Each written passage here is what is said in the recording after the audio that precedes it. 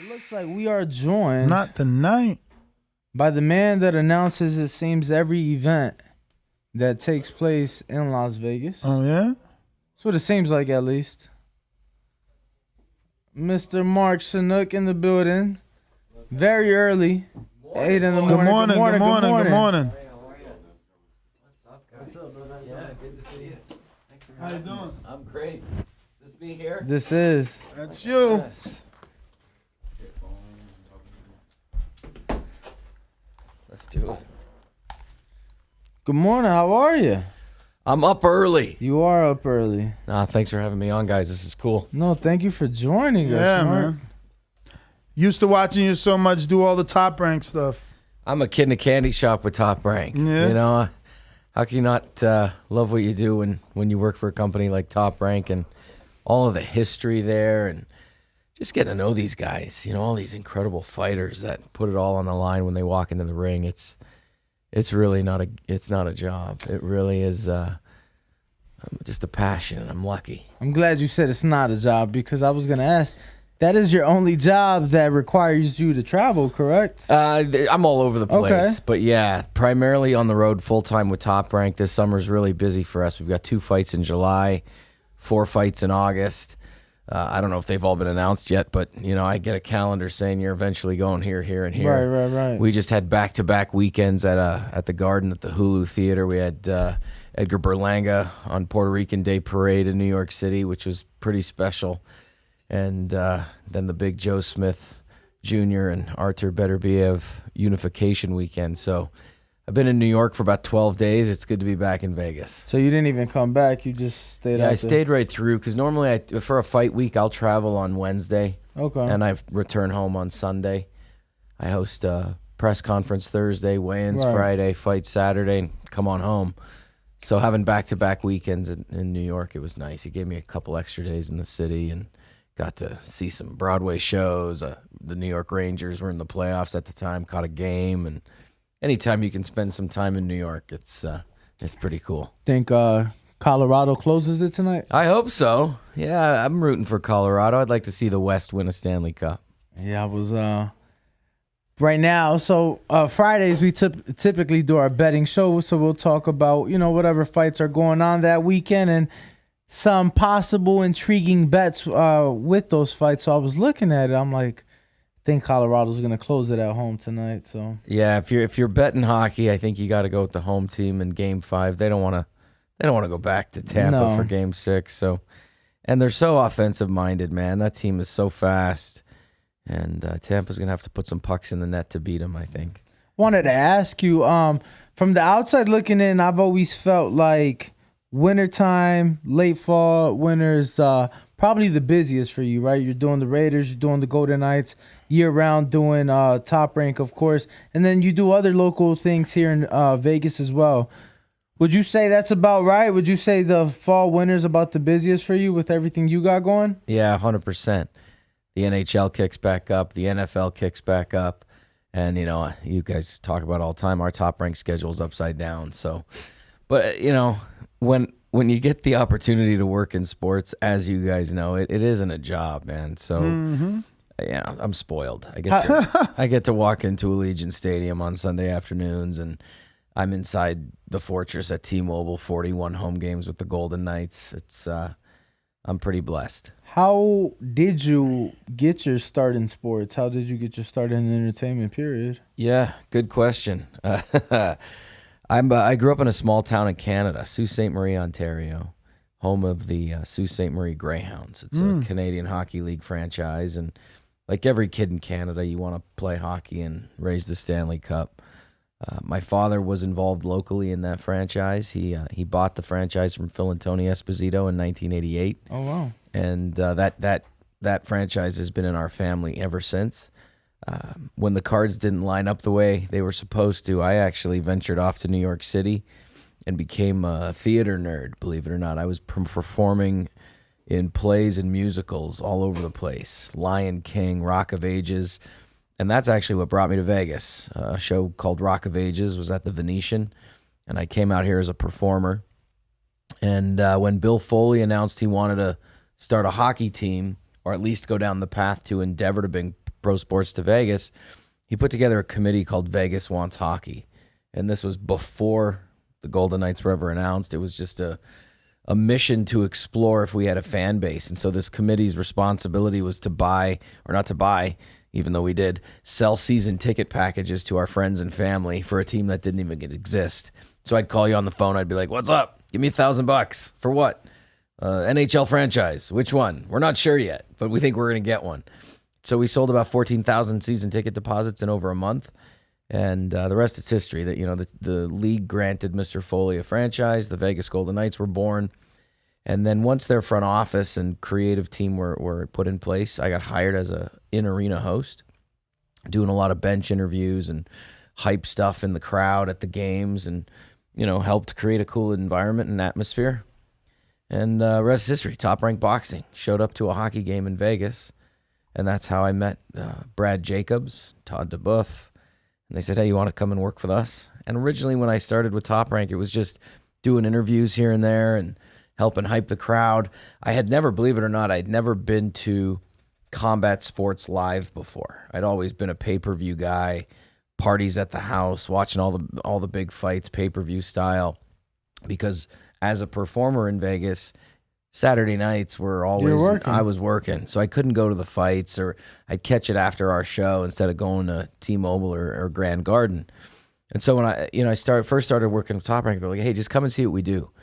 And I didn't realize how much downtime there was in the arena between fights. Like some cat could get knocked out in the first round, and because of TV commitments, you could be sitting in that arena for 30 minutes doing nothing, and so you're just on your phone. Yeah, no, tell me about it. So we just started putting together content for fans at Top Rank events, and then it evolved where I started hosting press conferences, started hosting the weigh-ins, and I really didn't jump into the ring doing ring announcing until the Top Rank set up a bubble during the pandemic, and that's when I sort of got my feet wet in the ring, and I've been doing it now for about 3 years with Top Rank. And the Raiders, same thing. How did that happen? Same thing. Was that when I remember that Bob brought out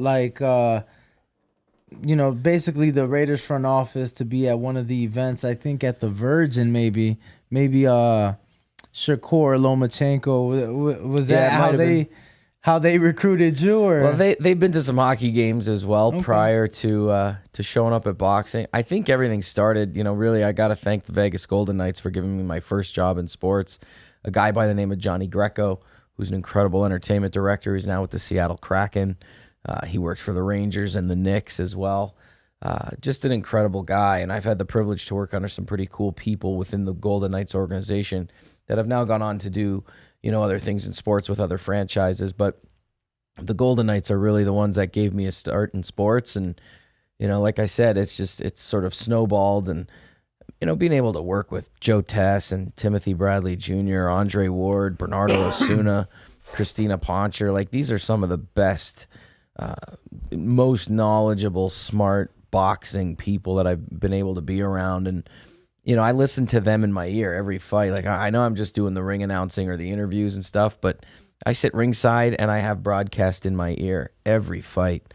So, just being able to listen to Andre Ward and Timothy Bradley break down a fight and what they're seeing is, it's just a clinic for me. So I'm so, blessed to be around those guys and listening to them call those fights live in real time. I don't even see some of the stuff they see. I'm like, what the hell are they seeing? And they've just been so gracious, so supportive. And anytime I have questions or things answered, they're the first ones to come on by and help me out. I got to ask you, out of the 3 sports that you're currently working in, before you start working, which one were you the least? I got to be careful here. Which one were you the least knowledgeable in, and which one did you watch the least of? I think this might surprise you, it's football.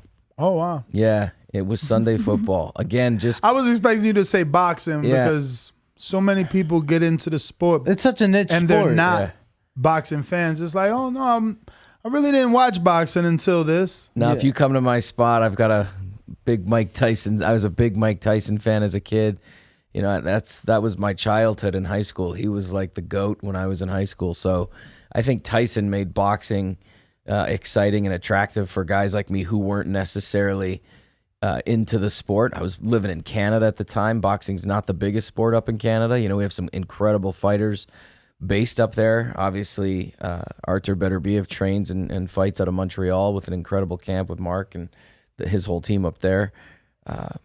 But yeah, I would say it was football, believe it or not. I love watching football just like everybody else on a Sunday, but in terms of knowledge of the sport, the positional play, what each guy does on the field, I think that's definitely come a long way since I've started working with the Raiders. But again, my job has always been on the entertainment side, Right. making sure the fan has a really cool experience in addition to the product that they're seeing on the ice, the field, or in the ring. It's really changing the landscape of going to an event and making it something special, as opposed to just, like we were talking about a few minutes ago, just being this, downtime, 30 minutes between fights, or, in between plays at Allegiant Stadium for football, and the same thing with hockey. When the minute that play stops, we come up with something cool to make sure the fans aren't just going right back to their phone and zoning out.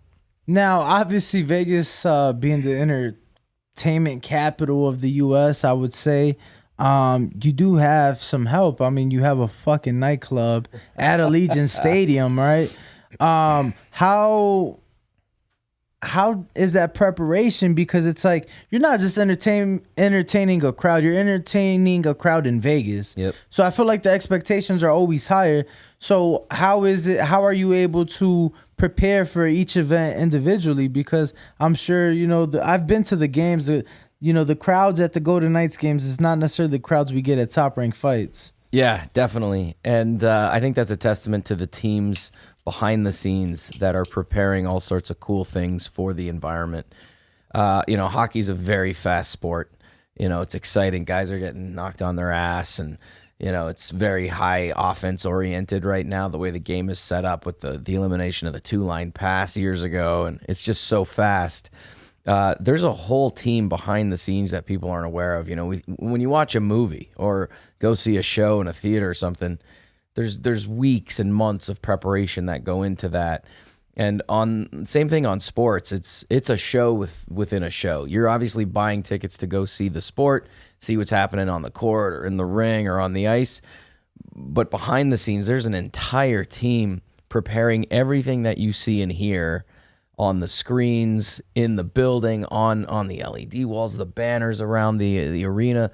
There's just an incredible team of people going behind the scenes hard, full time, and it's nonstop, especially in boxing and in hockey, where there's literally a fight every weekend or every other weekend, and there's 41 home games. So just when you think, oh, that was great, there's a game 2 days from now, or another fight week starts on Monday or Tuesday. So the guys behind the scenes are just kicking ass, and they make my job easier because I'll roll in and I could have a script and my notes and cards in front of me, and it's a nice run of show. They make the notes for you? Yeah. Hey, do you guys not get notes? Or Nah, man. I stopped giving them to him. Yeah. No, it's funny you say that because before I even got into this world, I was fortunate to be on First Take back when Max was still on with Stephen A.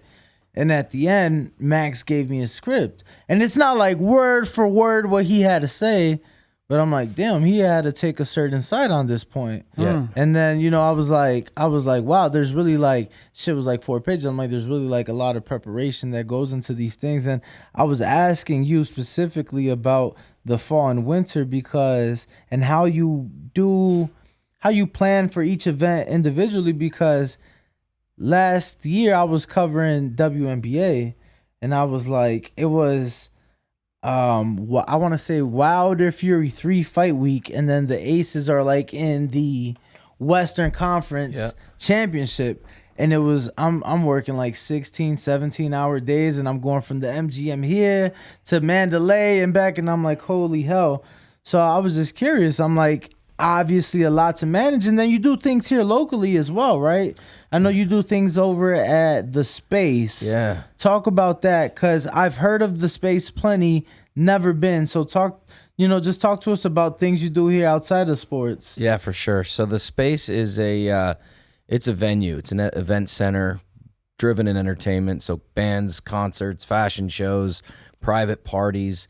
But it's the home to an organization that I started with my wife called Monday's Dark. And it goes back to the days when I was performing in Broadway shows. So the name comes from the fact that Broadway shows, they're traditionally dark on Mondays. So what we would do is we'd get a band together, invite a bunch of headliners from the Strip, bunch of different folks, and we'd give all the money away to charity. So it takes place on Monday night, which is normally an off night for the entertainment community. And we would just pick a local charity based here in Las Vegas, put on a 90-minute variety show where anything can happen. It happens every other Monday, and that charity receives $10,000. We've done about 150 some odd parties so far. We call them a party, even though it's a charity-driven thing. And we've raised $1.5 million. Keep going. We've got a wait list of about 300 charities. But the space itself has become a pretty cool venue. It's right off the Strip behind the Aria and the Cosmo. And we're open 3 to 5 nights a week with a different form of concert or event that the public can go to, or stuff that's just private and four-walled, bought out, rented for private parties. But at the core of that facility, it's this nonprofit work and these charities that we're helping. So it's just our way of giving back to the community. You married, Mark? I am. Oh, okay. How long? It'll be, well, it was 10 years. It'll be, 10 years. Okay. You're looking at me like, oh, really? Yeah, because you're like, it was. Yeah, I'm no, like, it just happened. Just happened. Oh, May of just this completed. year. Oh, Yeah, okay, May man. of this year. So where'd you guys meet? We met in L.A. Doing, the entertainment thing. We were both working on a show that was trying to get, off the ground. And that's what you do as a starving artist. You take whatever you can get. You help writers get their works created and heard. And we were doing a workshop of a play, believe it or not. And we met. We were working on the project for a couple weeks, and that's it. Rest is history. I call it a showmance that never ended.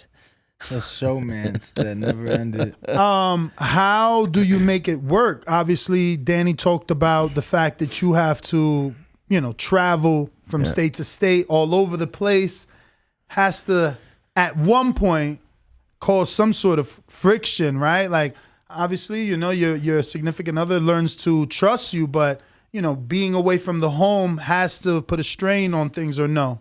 Yeah, it does. But we make the best of it, and we're fortunate that most of our traveling with Top Rank is going to some pretty cool places. So, if you're going to New York City for a few days, she tags along or she doesn't. I let her decide if she wants to come to a certain location or not. Like, not talking smack about Tulsa, Oklahoma, but I love the Hard Rock Hotel and Casino in Tulsa. Not her bag of chips, so she doesn't come on that one. But New York City, she'll come to New York whenever we go to New York. We were just over in Scotland, for the Josh Taylor fight not too long ago. And wow, what are the chances of us getting the chance to go to Scotland together? And so we added a few days to the front end and to the back end, and we were able to enjoy Scotland. And we were fortunate to do that because we didn't have a fight the weekend before or the weekend after, so it just worked out. Had we've had another fight the following Saturday, we're getting out of Dodge quick. It's not like we're going to Pachanga in a couple weeks, and we can drive or fly. It's a trek. So it's like anything else, but she also gets it because, we started out together. We both started in the entertainment business with nothing.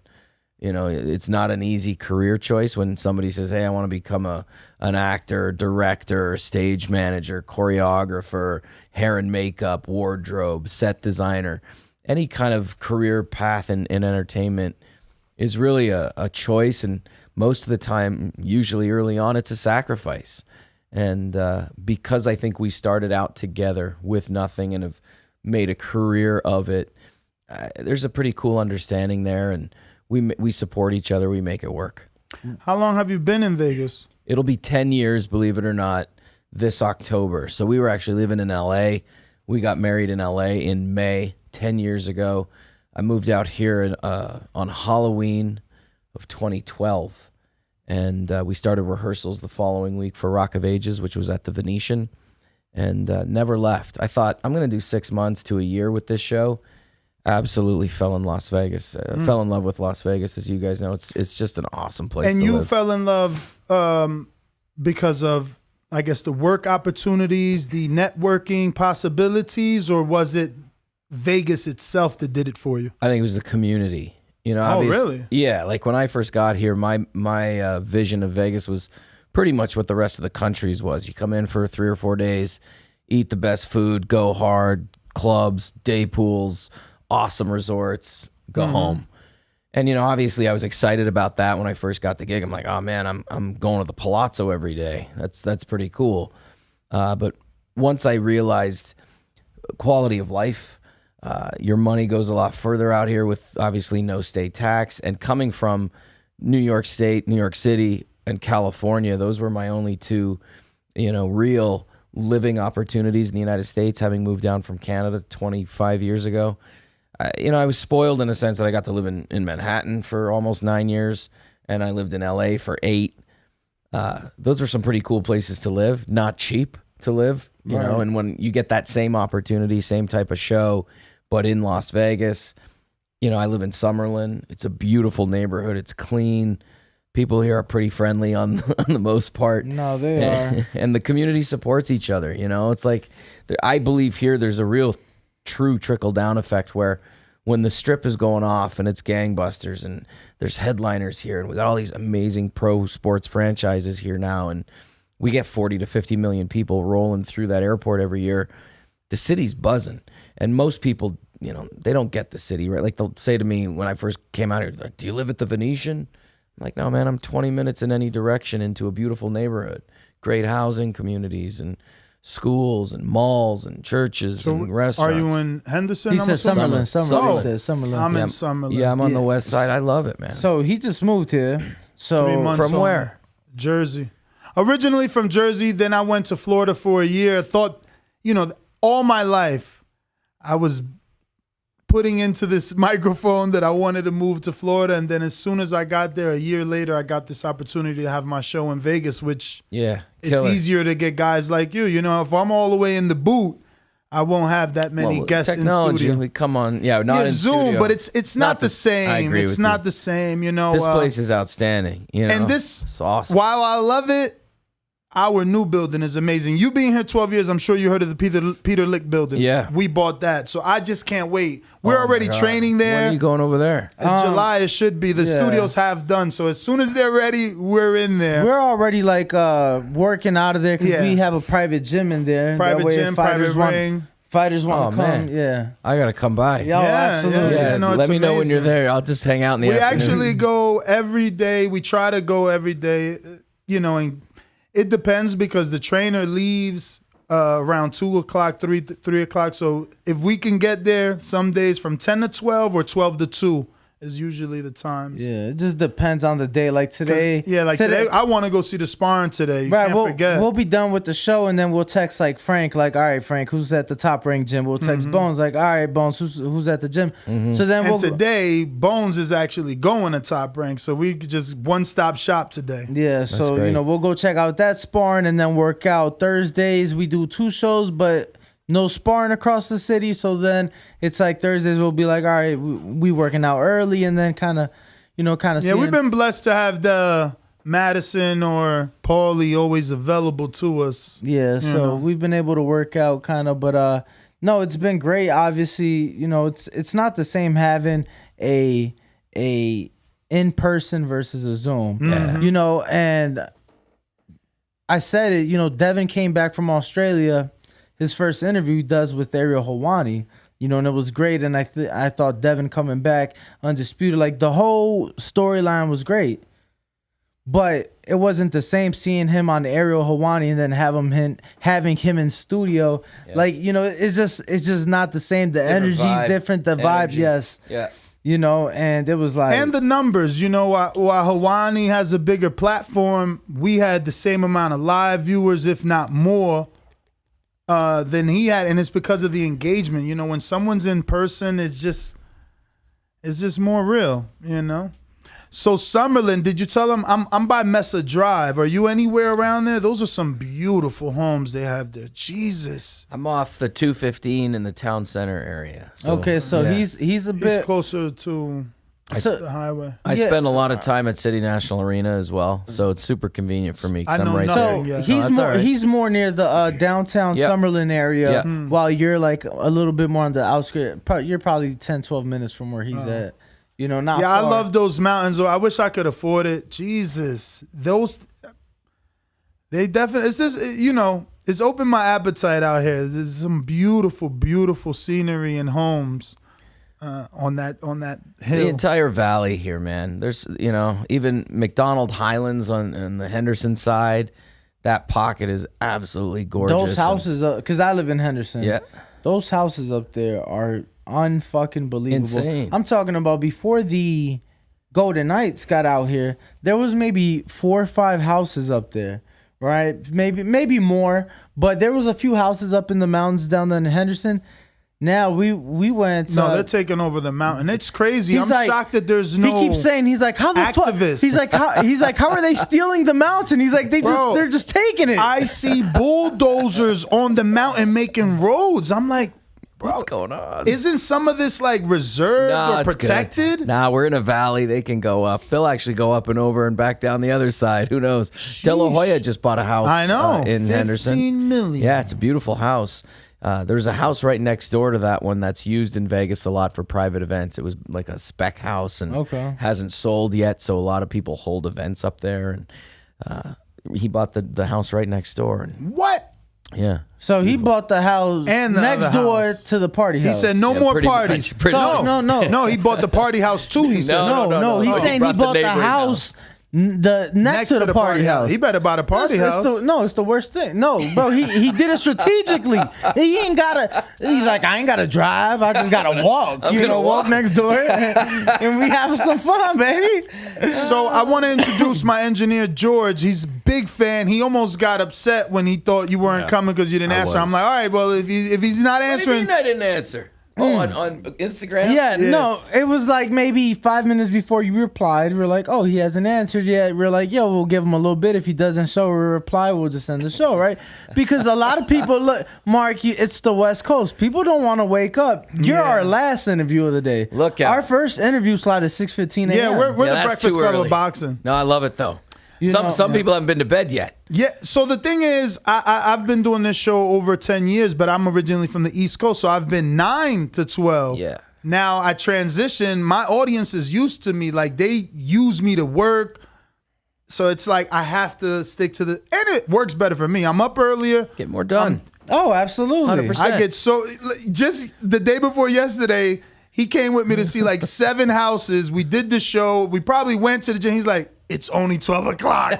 No, ready for a nap. we literally did the show, went to like 4 or 5 house viewings, worked out, and I'm like, bro, it's only 12:30. I'm like, what the fuck are we gonna do with the rest of the day? So much done. We're gonna be we're on actually a going diet. to your neck of the woods soon. I don't know if nothing's official, so you didn't hear from me. So but what, I think- Jersey or I think No, we're yeah, going probably to for Newark, for Prudential. yeah, we'll come go to on. Prudential. Shakur. Mark, come on. come We've on, been man. hearing shit, Mark. You've seen us. Shakur. We get information. Now we've heard that you guys were going out there not for core, but I heard that they're taking a card out there. Now It's a Prudential. Yeah, we were Without Prudential. Shakur? We were there. What were we there? A year and a half ago.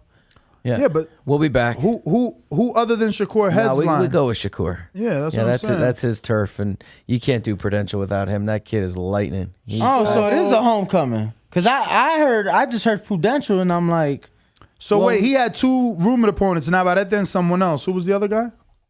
well, I heard Navarrete fell off, right? 11th You guys are hour, in the know. You were in the know. I'm just know? gonna sit over here and smile. and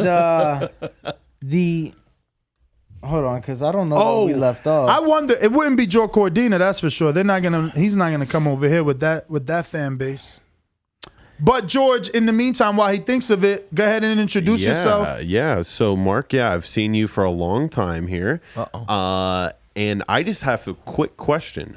What is the quickest way to become an in-arena announcer? Would it be to be a part of like the behind the scenes team first and then see how the inner workings go and then they just hear your voice and they're like, maybe this guy can do it? Or what do you think the best plan of action is? Well, from what I've gathered, and this was before I started getting involved in sports full time, is obviously there's audition postings and job listings right on all of the major boards online, but I always think the best in arena hosts, specifically for in arena, are fans.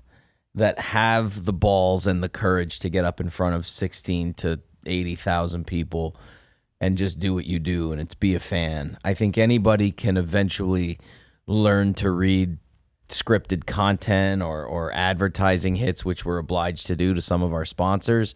But I think what I love about what I do is I come at it as a fan first, and then sort of a reporter per se, or a journalist second. And I think that's why what we do here in Vegas, especially with the Golden Knights, is so unique, is that the franchise, the team has trusted me to be a hockey fan, a kid from Sault Ste. Marie that grew up just loving the game, and being able to bring that or let that translate into that host position. Right. But in terms of getting into it, I just say keep your eyes on every team, every league, and just get reps, get experience. I'll be the first to say when Top Rank asked me to get in the ring and be a ring announcer, I was trash. I was awful. I was like, what the hell am I doing? This isn't my bag of chips. How long did it take you to find your voice? Like, obviously, there's so many iconic voices in the sport that have their iconic sayings, and you kind of have like a bit of range, right? So, but you still got to find something that works, but that works for you. How long did that take for you? And what's your slogan? Everybody has their slogan. Well, because I work exclusively for Top Rank, to answer your question first, we pulled something out of the archives, the This Is Boxing, This Is Top Rank, and this is the main event. So really that's not my tagline per se, but that's something that's very prominent for Top Rank now. And what's really great to see is we started doing that about 3 years ago, and it's kind of something we found on old T-shirts, and it was a part of the Top Rank culture well before I was there, but I think I was the first one to throw it in to a delivery in the ring, and it's kind of stuck to now where there's a Instagram filter or whatever you call it when you swipe up to add Top Rank to a story or something. It's there, and to use your audio. Yeah, not the audio, but just the saying, "This is boxing, this is Top Rank." But I'd say it took me about a year to really get comfortable, but it was a quick comfortable because I was spoiled. I was in the bubble, and Top Rank we were putting on cards on Tuesday nights and Thursday nights, if you guys remember, in the heart of the pandemic. We were the first real pro sport to go back to work. And so they put us up at MGM. The UFC beat y'all, Mark. Well, yeah, no, UFC that's true. They had some fights at their apex too. So it was kind of the same. But from a consistent, we were doing every Tuesday, every Thursday. And it was incredible. Some of the cards weren't all that exciting, and it was a challenge for the matchmakers and the people producing. What do you these think events. The challenge was more, finding people that were COVID free and could remain COVID free, or finding people to fit within the COVID budgets? I think a little bit of both, and I think it was also finding real professionals who stayed in shape. We saw that where guys were coming in overweight, they really didn't have a full camp. A lot of fighters blamed it on the actual bubble, and promoters saying you're bound to this room. You could only go down to, to work out for 1 hour. Yeah, things like it was that. tough. It was not easy. But, again, tip of the cap to everybody who pulled it off, because from an internal production standpoint, it truly was a bubble. We were all staying at MGM Grand. We had a reserve floor, private elevators up and down to that floor. And then within MGM Grand Conference Center, if you didn't have credentials, you weren't getting in. They built a gym on site. There was, food and even activities like games and, I think there was like a ping pong table. Oh, we had everything. There was obviously things to do. I came in, I experienced 2 bubble fights at MGM, but it was like the ladders. So one of them was got like a little loose. One of them was Bud Kelbrook. Yeah. So, obviously they even had like limited invited guests that had to be tested there by that that fight, I think we had a couple hundred people sitting in the actual facility where the fight was taking place. And then fuck.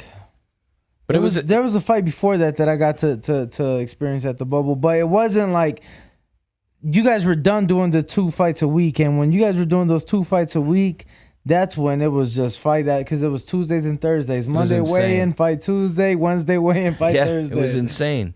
And so I got a lot of reps, going back to how long did it take you to get comfortable.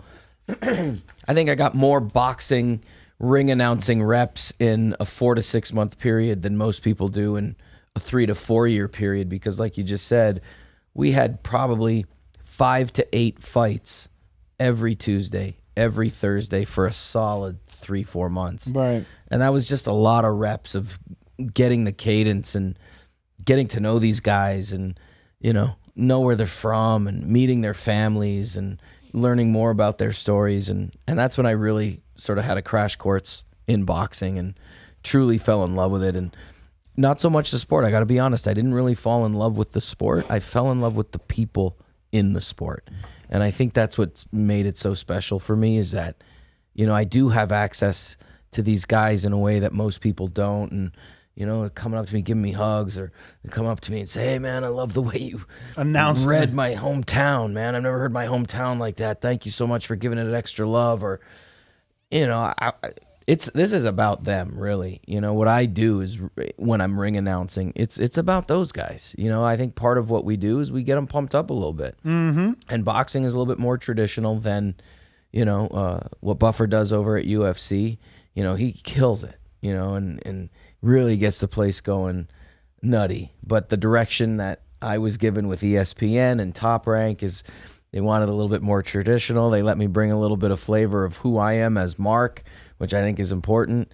And again, I'm the first one to tell boxing fans that, hey, I know when I first stepped into the ring, it was not a pretty sight. And, I saw the comments on social, who the fuck is this guy? And where'd they find this idiot? But how'd you deal with that? Yeah, how'd you deal with that? You just deal with it. That's part of the job, and I'm sure you guys sometimes get guys who roast John Lyon. And that's why I ask you, because I'm like, fuck. I mean, bro, you're literally doing it like at every level. Like he's a boxing only guy. I follow everything. Yeah. I watch all sports. So I'm like, fuck. I mean, I've been admiring your work for a while. I'm like, damn, I'm like, how does he do it with the travel? And then, he brought up obviously your relationship. Cause he tells me, he's like, dude, how are you 25 in Vegas and you're single? I'm like, bro, it's like the worst place to date. And everywhere we go, he's like, you mean to tell me that's not a pretty girl right there? You mean to tell me you would? What about her? And I'm like, bro, but it's not that like Vegas. No, let me tell you, Vegas rookie. He's been here 7 years, and the other day he's like, I've been to more places in Vegas since you moved here than I've had in the whole 7 years. But he doesn't travel the city. No, but see, here's the thing. We've literally, especially house hunting, he's seen parts of the city he's never been. I'll turn to him like, what do you think of this area? He's like, I never been here. And I'm like, what? No, so I mean, I live in Henderson. He took me to a part in Henderson, Interstate 11. I'm like, I've never even touched this motherfucker. I'm like, where are we going? What's crazy though, and to back him up a bit, this city has grown so fast in the last 5 years. That was going to be one of my questions. There's pockets that I've never been to. When I first got here, it was like 2 million. Now we're creeping up to like 3 million population. And pockets that you never would have imagined being developed for homes. Like you just said, they're going up the mountain. Where my first house was when I came out here 10 years ago, we were kind of like the last little subdivision on the left. Now it's all the way up the hill and around the corner, and there's a new subdivision over. It's insane how fast this city's grown. And it's like what you're saying. It's pro sports moving out here. It's WNBA. It's NHL. It's NFL. It's the American Hockey League. The NBA's around the corner. MLB's around the corner. Absolutely. Without question, it's coming. We have some of the most premier facilities on the planet.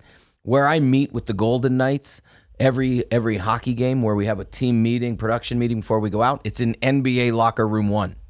So when they built T-Mobile, they built it knowing the NHL was coming and the NBA. So when I go in to do a hockey game, I actually walk down the hallway. Golden Knights locker room's over there, the visiting hockey team's over there, and then I walk into NBA locker room 1. I'm not a big guy. You got to see these cubbies, man. I could stand on the bench and my head doesn't hit the shelf, but it's an epic locker room just waiting for an NBA franchise to show up here. It's gonna be sick. When I moved to Vegas, it's funny. Because I military brought me here, right? Yeah. So I was given the choice. They're like, you could go home for a week, or you could go from Texas straight to Vegas. The reason I didn't come straight to Vegas was because it was May 2nd, 2015. So I was like, if I go straight to Vegas, I'm going to have to find somewhere to watch Mayweather Pacquiao. And my concern was that I wouldn't find somewhere to watch it because I wasn't 21. So I'm like, fuck. But when I got here, I was like, there was no pro sports. Nothing. There was boxing. And that's how this happened for me. I fell in love with boxing. There was no pro sports. And now it's crazy how they have so much going on. So you, in your mind, no question, we get an NBA team. Yeah, I think it's just a matter of time. It's the right ownership. And, like, come on, how sick would it be if LeBron James brings an NBA franchise to Las Vegas? I'm like, come on. He was talking about You mean Floyd? You mean Floyd? Well, who knows who's going to be involved? Listen, I'm just They asked Floyd about LeBron. He was like, "Well, we're working on some things." Well, if Floyd there's an opportunity Floyd for- said he wants a team regardless of location. Yeah. LeBron said he wants one here in Vegas. I think everybody who's had the opportunity to experience Las Vegas like these guys do. Like, let's be honest, when pro athletes come out to Vegas, you know, Golden State was just here to celebrate the championship. Come on. The carpet is rolled out for these guys, and they experience Vegas in a way that most don't have the ability to, you know, just because they're catered to, they're given everything they want. And that's Vegas. And there's nothing wrong with that. That's what makes Vegas go. It's you come out here to forget about all your troubles and worries. That's what we want. Funny, so that was Andre Ward Kovalev too. Right. So the second one was the day before Father's Day, 2017. And so that's June 2017. Golden State had just won it.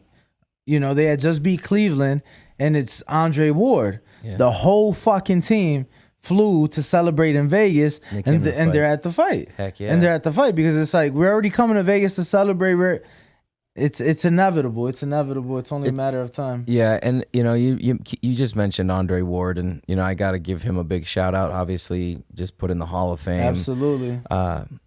But let me tell you, that guy is one of the nicest, most humblest, down to earth guys that I've ever worked with in all of sports, not just boxing. And I mean that sincerely. Timothy Bradley, Andre Ward, Joe Tess, Bernardo Osuna, and Christina Poncher, being able to work with that group of people in this sport, it's unbelievable. And like I said, I'm spoiled. I get to work for the Raiders. I had to work for the Golden Knights. But that group, you know, obviously led by Joe Tessitore, who's a legend in the game, and he's, you know, I feel like that guy's like been around forever, and he's not. You know, he's a young dude leading this crew. And when you mention Andre Ward, man, like, I don't think anybody has a bad thing to say about that guy. Why he's transitioned to so much Zoom? Or not brought up. You know, I'm because he used to be there, and then seems like after the Shakur, not that is the reason, but it seems like after that he's been at the desk less and more in his home office. Yeah, I don't know the reason behind that. You know, people speculate, and everybody has their reasons behind why he's not there. And you know, I don't know. I'm not privy to that type of information, but he just seems like he doesn't like to travel a lot. He's always been, from what you know, he's allowed us to know, very family oriented, and you know, he brings his wife everywhere. So I know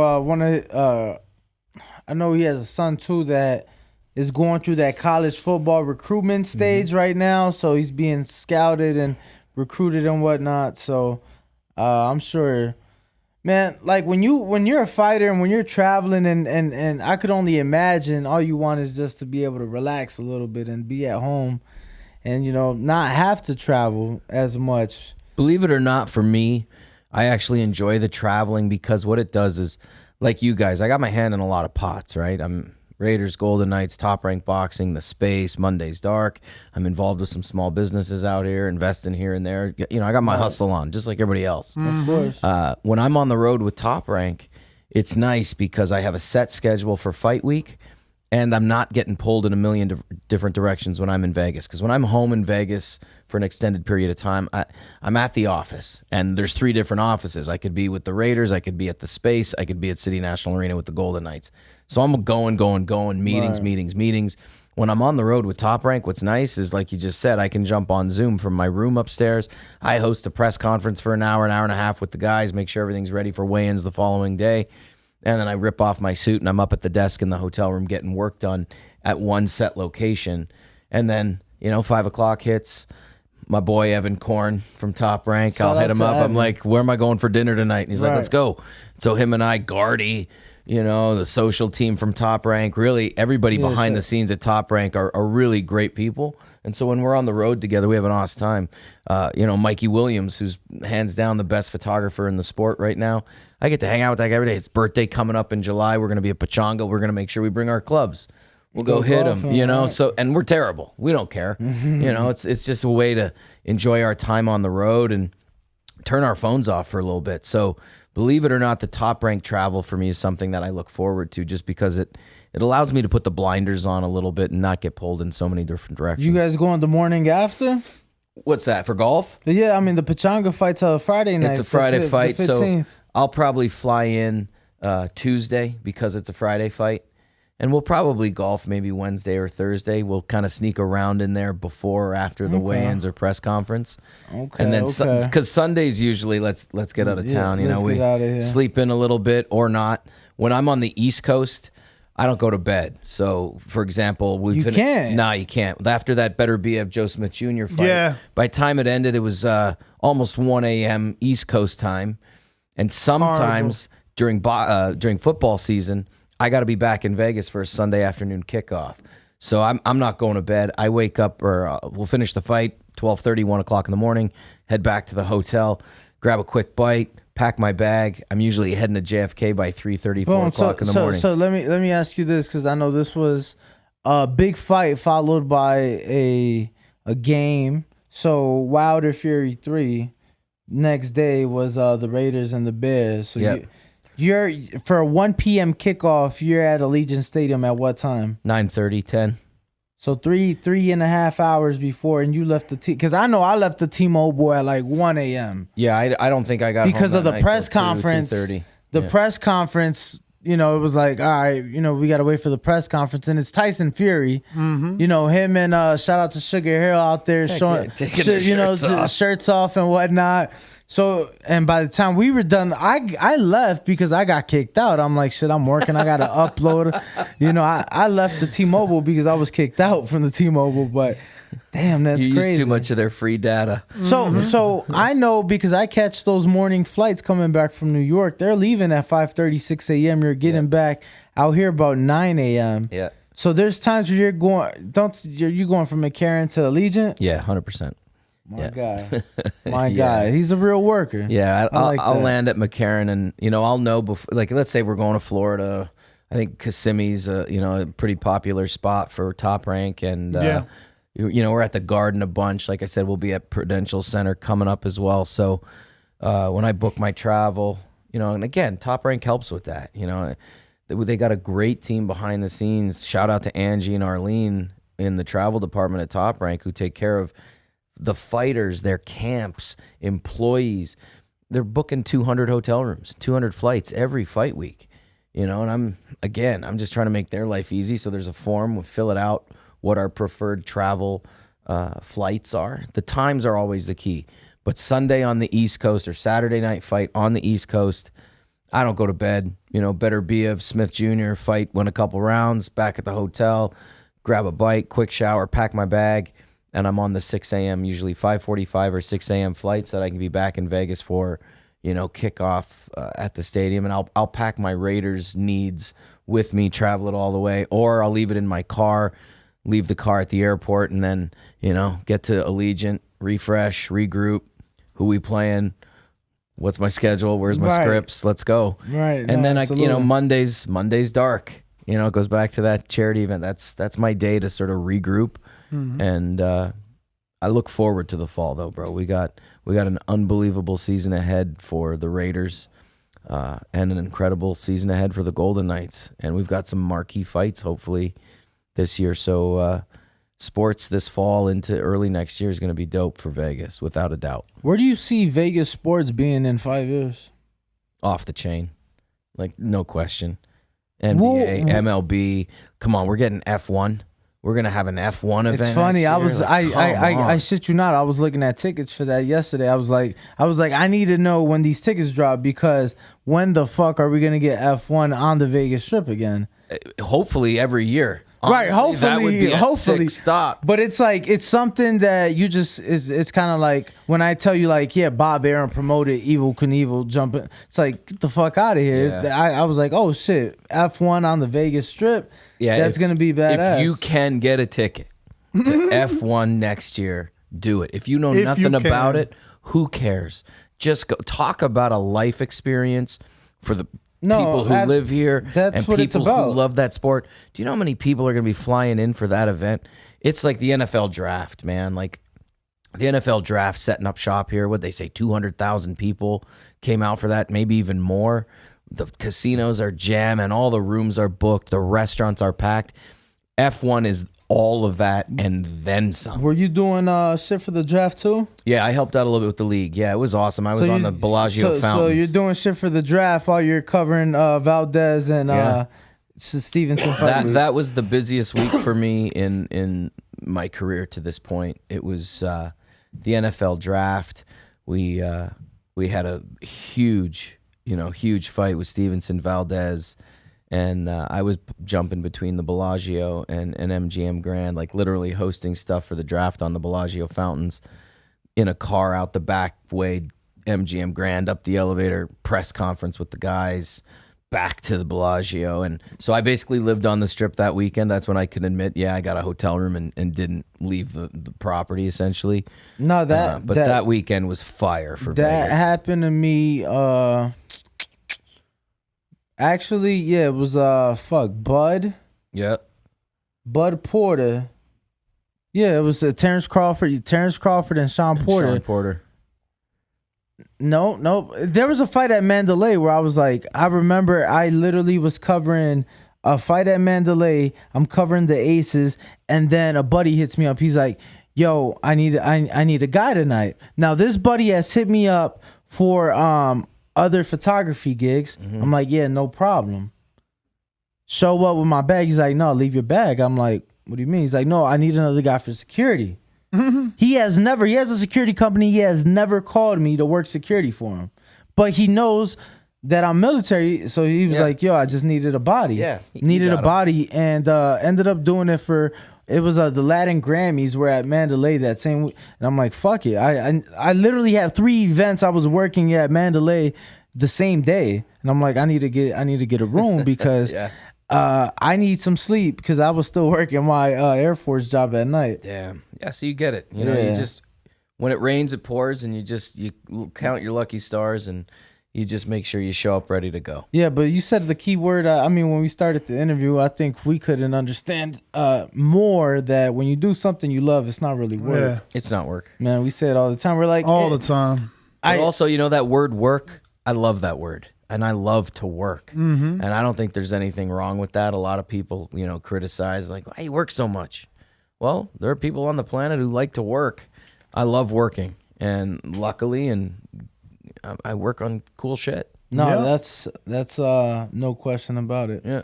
We were talking about earlier, somebody's like, what do you think I should do when our camera guy, he's like, what do you think I should do in this scenario? And I told him, I was like, you know, you always got to do what's best for you. When I started covering boxing, what was best for me was like, well, the Air Force is paying the bills, and this is what's best for me right now. I'm like, it got to the point where that wasn't what was best for me, and it was time for me to pursue it. I'm like, you just got to do what's best for you, but this ain't work. Yeah, nah. Even getting up at 8, it doesn't matter. Like, we're shooting the shit, you know, and we're talking about stuff you're passionate about. Exactly. And more importantly, knowledgeable about. You know, there's a lot of people out there who talk shit and really can't back it up with facts, right? And that's where, when you went back to, well, how do you deal with the trolls on social and stuff?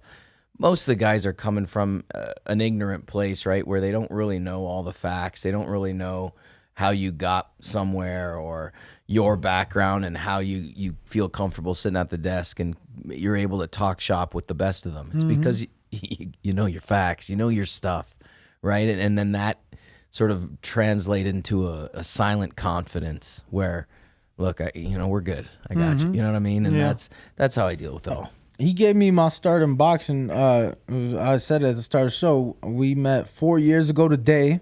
I had just been back from Afghanistan 24 hours, and he happened to be on vacation. And I had already been messaging him because, he's been doing his thing. And we sit down at Peppermill. And before Legendary. Before we left Peppermill, he had already put my credentials in for Liam Smith, Jaime Munguia. HBO boxing was still a thing. That was an HBO boxing fight. And I'm just like, damn, like, I've went from that to this, like, so quick. I feel like I just got started. And I'm like, I was asking him, because I've gotten negative comments, and I'm like, for me, my answer to the negative comments is like, just don't read comments at all. Sure. Like, but you can't. You have to read. You have to, because it's good to get some constructive criticism. 100%. Sometimes you are too biased, and I don't mean you, I mean myself. Or sometimes I did come off a certain way, and I look at all comments as a pickup. You know what I mean? But we got a ton of questions for you from the people. Info Joe is in California.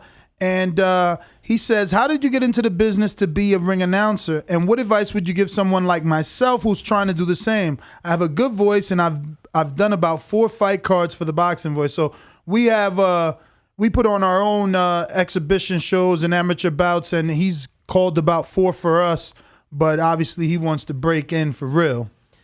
Man, he's done a great job for us, by the way. Then that's how you break in. You know what I mean? The guys who are putting on the events, make sure they're happy and just keep doing it. It's reps. Like I said, I was blessed to be able to do so many reps in the ring during the bubble that I probably did more fights than most ring announcers do in 3 or 4 years, just in a 3-4 month span. So it's putting in the work, it's putting in the reps and finding your own voice. I think that's very challenging for a lot of people as they see certain people in positions, and I'm talking about across the board in entertainment. Actors see somebody do that part, and they're like, well, I'm going to do the part exactly how he does it. If you're replacing somebody in a long-running Broadway show, you see the guy do it, and you're coming in to replace him, you do it exactly like him. Well, don't focus on anybody else. Just focus on yourself. Find your own voice and just put in the reps.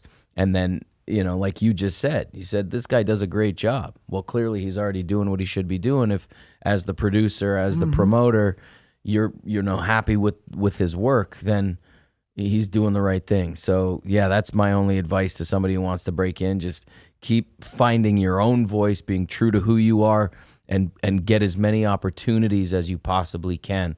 So, there are no rules in entertainment anymore. The technology and all of these various platforms.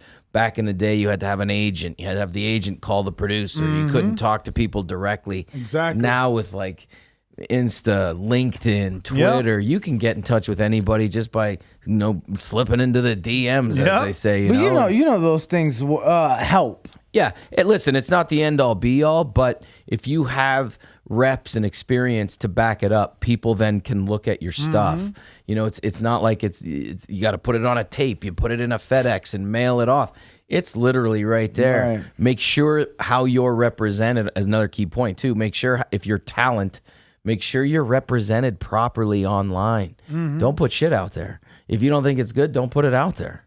Get feedback from guys like yourselves. Say, hey, what do you think of this? Should I share this? Should I put that out there? Because if it sucks, don't put it out there. So what do you think about the whole, it's good to see, how far you've came, and, to put that stuff out there, to be able to learn from it, and you're like, nah, fuck that.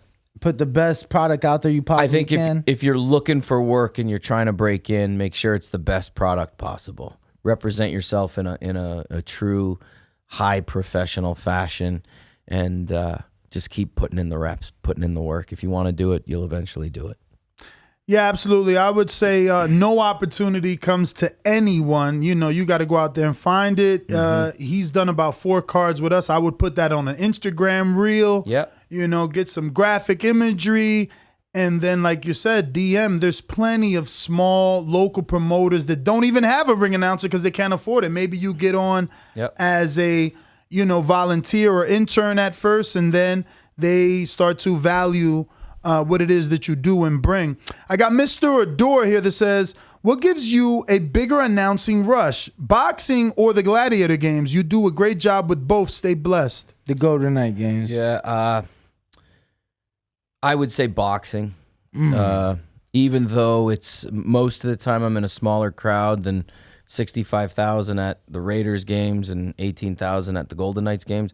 I'm very passionate about hockey. Like that's not that I'm not gonna not make that known. I love the sport of hockey. I think hockey fans are incredibly passionate.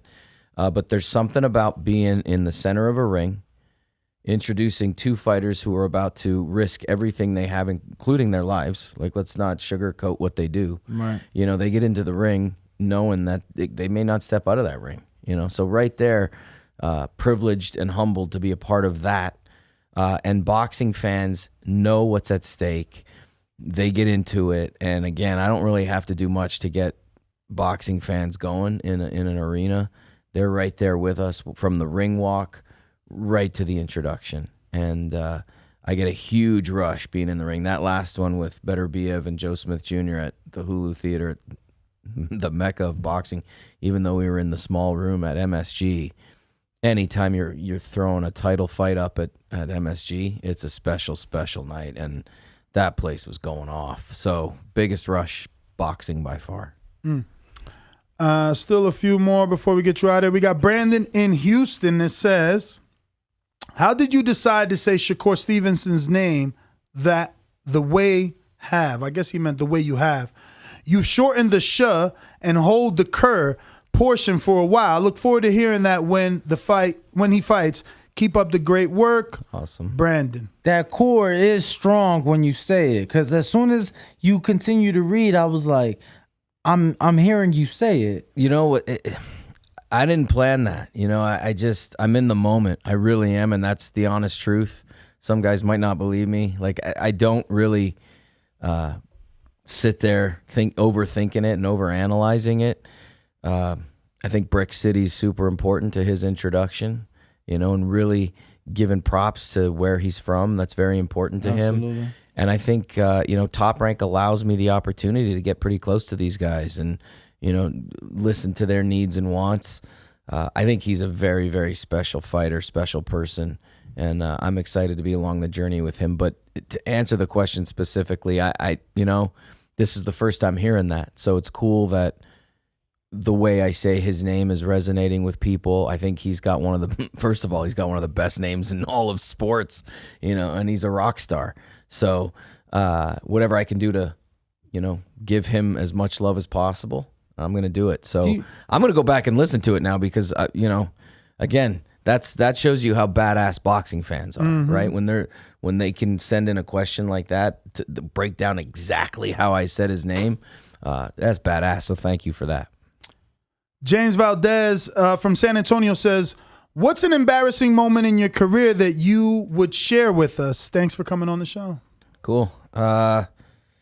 Obviously, back in my performing days when I was doing Broadway shows, just screwing up lyrics to songs that everybody knows. Rock of Ages, for example, all 80s hits. REO Speedwagon, Styx, Journey, iconic 80s tunes.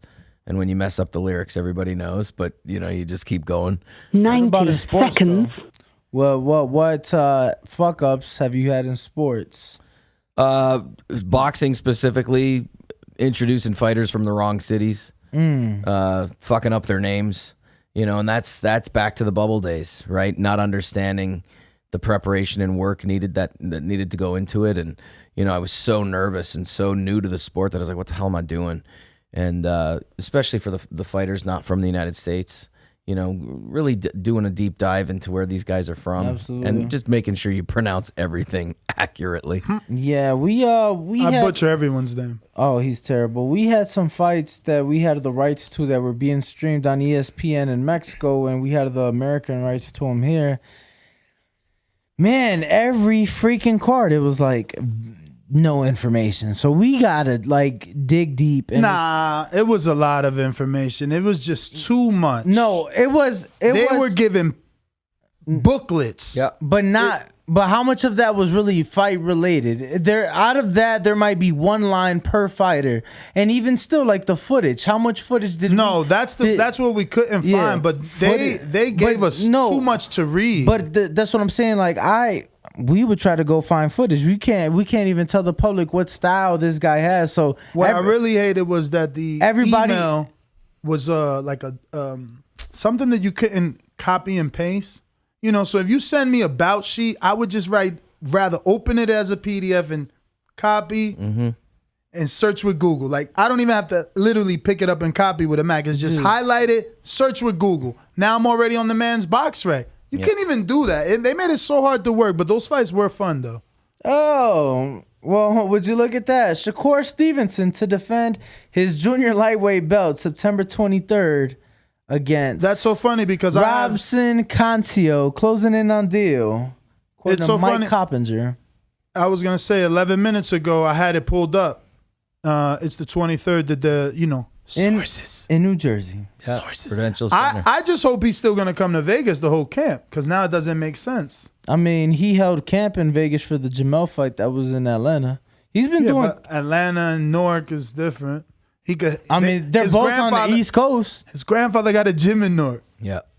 They might take it back to the roots. Yeah, and his whole family lives in Houston. Like, I don't know. They might take it back to the roots. I don't know. Hey, we got to give a shout out to Frank over at the Top Rank Gym. Yes. Because Frank. it is, he's dialed hot in spot. over there. Yeah. It's gorgeous in there now. They've done a lot of work, and it's great watching people spar and train over there now. It's been big transition. So Frank's kicking butt at the gym. He's even gone as far as the wall decor. He put our face on the wall. So shout out to Frank. I was wondering if you're gonna bring that up. There you go. Shout out to Frank. No, definitely doing great things. I got Dom in Seattle that says, "What's the most craziest crowd you had to announce for a fight for Top Rank?" Ooh, it's Bivol, baby. Craziest crowd. I'd say the fight we just did in Scotland, the Josh Taylor Catterall fight. Those boxing fans are something else over there. Yeah. And listen, passion, right? Everybody comes in there and they know what they're walking into. They know the two guys are just about to go at it, and it was an unbelievable environment. I think it was 13,000 in the I think it's the OVO. Hydro is what they call the venue over there. It's in Glasgow, yes. Yeah. Oh man, it was awesome. And just leading up to the main event, the energy in the build, like the DJ knew exactly what songs to play. Obviously you get the Sweet Caroline and a few other traditional ones, but they had some songs that were local, right, to Scotland, and man, it was awesome. So that would be by far my greatest experience with a Top Rank card, from just announcing in front of those 13,000 that were just screaming, and I couldn't hear anything. I had to put both earpieces in. I normally just wear one, but it was that loud. I had to put both in, so it was insane. I still have a few more. Hopefully you got time. I got one for you that what sporting event is it a goal of yours to call that, you've yet to call, but something that is like, all right, once I call this, I know. I think I'd like to be a part of a franchise that wins a championship. Obviously that's in boxing. It's not about Top Rank winning the belts, right? It's about their fighters winning the belts. Right. But in pro football and pro hockey, what we do as an entertainment team and host crew is part of the experience, right? And so we're enabling our players to do better. We create an environment, that home field advantage, that home ice advantage. That's part of our job as the entertainment team, to make sure that people don't want to come to Vegas and play here. And by people, I mean the other teams. They don't want to come to Vegas. It needs to be intimidating. I don't want to go to Allegiant Stadium and play the Raiders. We're going to get our ass kicked. I don't want to go to the Fortress and play the Golden Knights. It's loud and crazy. We're going to get our ass kicked. That's part of my job. And, with that comes the opportunity to help these guys win a championship. And I think that's when I look at some of my colleagues. I got a good buddy who's a host for the Tampa Bay Lightning. He's won 2 back-to-back Stanley Cups and has the chance to win a third one. I don't think he's going to get a third one. Sorry, Greg. But, I think that's why a lot of people do stay with teams for quite such a long time, is they're chasing a ring as well. They want to win a championship. They want to help their boys win it all. So, and, some of my buddies who work over at the Aces right now, I'm so happy for them. It looks like these girls could win it all this year. That they are playing lights out. Like, if you haven't been to an Aces game in Vegas, I tell people all the time that my first Aces game was by far the most surprising experience I have probably experienced as a sport fan. I had the time of my life. Yeah. First WNBA game ever. And they really make sure to make it entertaining. And it shows, and that's why the Aces had the highest attendance last year in the WNBA, because they make it fun for everybody in attendance. Yeah. So, super affordable, and even if you go all out, you truly get a VIP treatment. I love it. Man, the Aces are the cream of the crop of the WNBA, and I don't think they get enough credit here locally, because they're a little overshadowed by the Raiders and the Golden Knights. But talk about an incredible franchise run by incredible people, and the women on the team are true professionals and incredible athletes and the nicest people. So again, if you live in Vegas, or if you're coming out for a weekend and there's an Aces game on, catch it, because I think, like what you just said, it's the best in the WNBA. Not only just from the product on the court with the talent, but the atmosphere and the environment. It's the best in the league. And I mean, as a fan, there's not going to be a more star-studded WNBA game than the Las Vegas Aces. No. Literally, people come in here. I mean, the Summer League is here, so you have so many NBA players, supporting the ladies out there. First WNBA game I covered, I got to meet Shaq. He's sitting right there, sitting courtside. I almost said ringside. He's sitting right there courtside. Sitting courtside. Yeah. So, Dwayne Wade, it's great. It's great. But Mark, we've had you over now. We got more questions coming in? You took their time. No, not coming in. They're just still here. Okay. Uh-oh. I got actually, let me let you hear this. Shout out to my producer.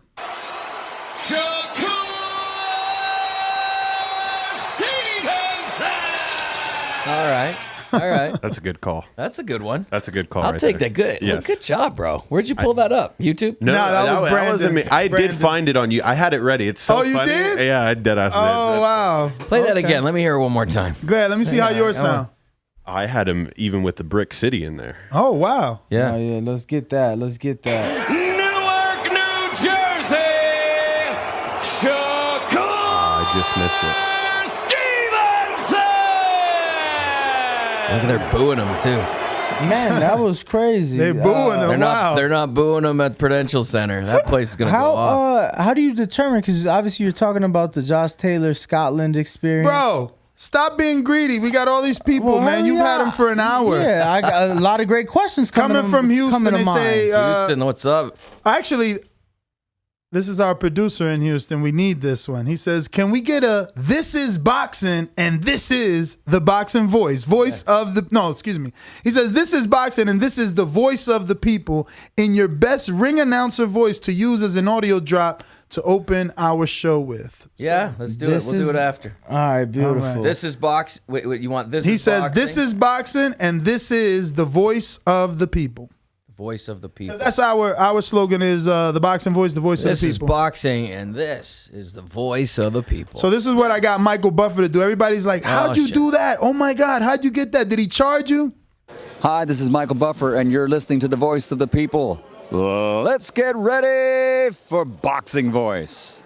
Nice. Yeah. Nice. I'll do something like that after. That's good. We'll do it. Yo, how long ago was that? Years, because I remember years. I was so shocked because when I asked him, he said he listened. And Max Kellerman too. This was HBO days, and I couldn't believe it. Back then I'm like, get out of here. But Brian Campbell. When I first met Brian Campbell, he's like, bro, I listen to your show from Bristol to New York all the time. I'm like, get out of here, no fucking way. So it's always good. We got Big Casual that says, with you working with Top Rank, do you think we get Better Be versus Bibble for Undisputed in the next year? #Undisputed era. I hope so. I'll do everything I can walk in the hallways at the Top Rank office to let them know how I feel. But I think, it's known that that's the fight that everybody wants to have made. And, who doesn't want to see those guys go at it, man? Thudding punches. They're just animals. Mm-hmm. And, I hope so. Yeah, I got no say in the matter, but everybody I've wants been it. pushing for that fight, but Everybody has, I've man. been pushing Yeah. for it. Look, I hope it's in the Middle East. I really do. I think that obviously It's not going to happen. Top Rank doesn't really have any ties to Middle East. That's an Eddie thing. If they don't come together, well, you're right. Bivens with Eddie. Bivens with Eddie. Okay. Because he believes they're both Muslim. I'm not sure about Bivol, but I'm sure about Better Beef. I'm like 99% certain that Bivel's.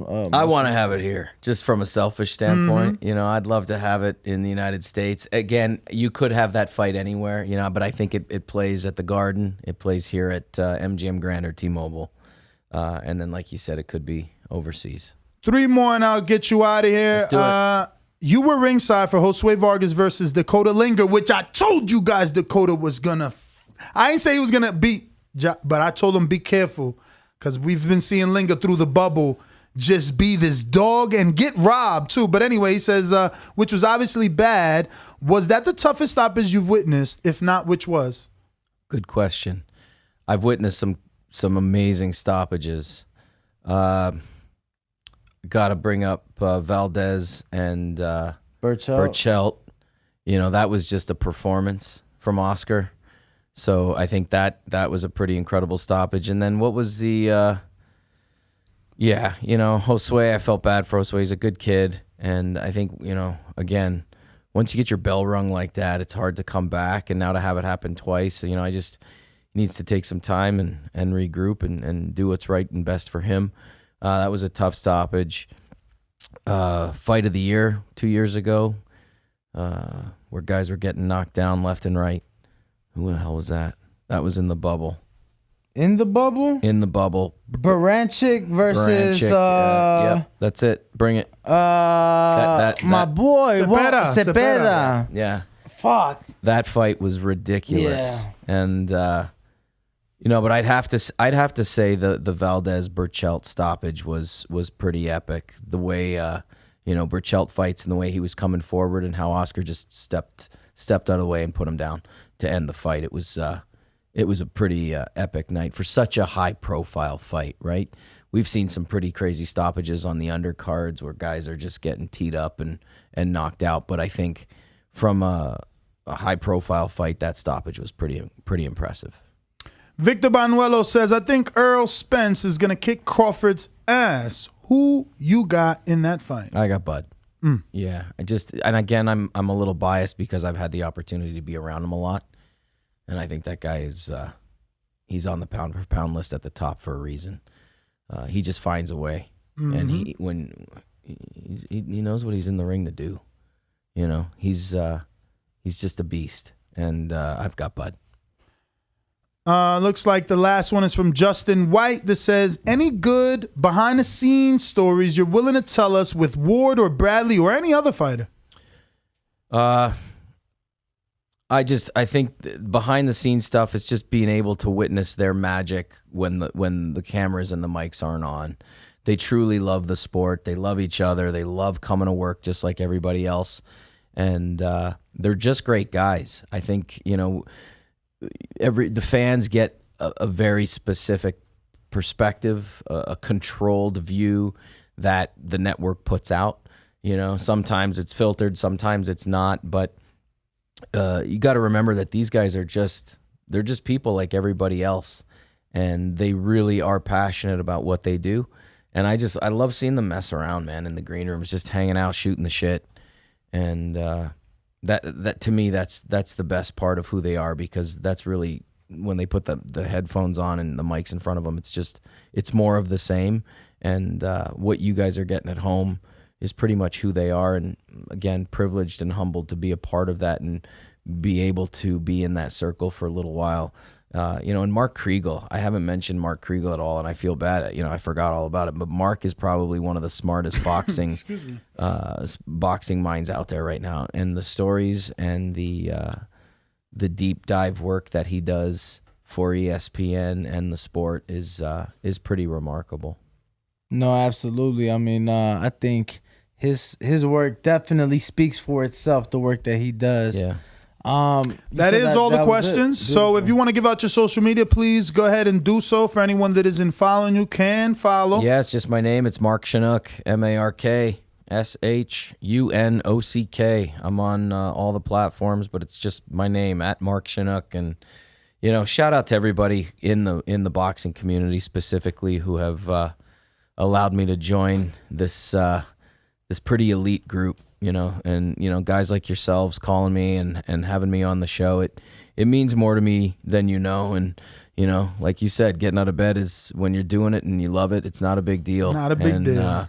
Really, honestly, a true thank you to you guys. I love what you guys do, and help the sport, man. If it wasn't for you guys, the sport wouldn't be what it is, and that's the truth. Yeah, we're on ESPN, yeah, we got Dazn, yeah, we got Showtime, but at the end of the day, the fans are what make the sport go, and really humbled by the acceptance of the boxing community and the fans specifically. Yeah, there's some haters out there, but there's a lot of great people who have dropped into my DMs and sent me great notes saying, hey, man, thanks for saying hi to me ringside, and, thanks for taking time to meet my mom at, the Resorts World event. Listen, if people come up to me and want to say hi, I'm going to have a conversation with you. I'm just a dude who works in sports, and I think it's important for fans to remember that. We're just guys who work in sports, and we love it just as much as you do. So thank you to everybody in the boxing community for the love, and thank you guys for having me on. You know about the little guys? Because I'm not the biggest fan, so I don't expect everyone to know. I'm 5'6.5". I know the little guy. So, Bam Rodriguez, you think he knocks him out? Yeah. Yeah? Yeah, I love Bam Rodriguez, and I was heartbroken when we lost him at Top Rank, to be honest. I loved being ringside at his fights. I think that guy has an incredible future, and he's got a great corner. He's got a great team behind him, and he is a beast too. Would you do the over or the under? You think he does it before 10.5 or after 10.5? I'd take the under. The under. That's what I have. Well, actually, I had the over because I feel like Kit Kat is so tough. Bam's got power, though. And he hasn't been knocked out since early in his career. Yeah, but he also ain't really fought nobody as of late. And Chocolatito's nobody? Oh, Chocolatito? Yeah. Oh, so what, 4 years ago, 5 years ago? He still didn't knock him out. What have you done for me? No, I'm saying, what have you done for me lately, though? Hey, how old is he at this moment? Do you know? Man, I see it as a stoppage. Yeah. I see the hands flying back against the ropes, and the referee stops it. It may not be he's out cold on the canvas. I think he overpowers him. He pushes him back, catches him with a few punches, and gets the stoppage. And I think I'll go with the under. Again, I'm not a bettor, so everybody listening, don't take my advice. Yeah. Let me see. What's his age right here? He's 35. Really? 35. So it could be the time. He's 35. Quick intermission. Yes. We're gonna take this picture with Mark Shunock. You want to refresh? Yeah, no, you go out there and I'll close it off. All right. Thank you, guys. Beautiful. All right. Thanks. So I'm gonna get to all these super chats. What up, YouTube family? Don't forget to hit that like button. Subscribe to the YouTube channel. Help us get to that 1 million subscribers. We're on the road to 1 million. And obviously, we have other great content on our Patreon channel. So since this video is over, head on over to our Patreon and check out all the exclusive content or right here on our YouTube members.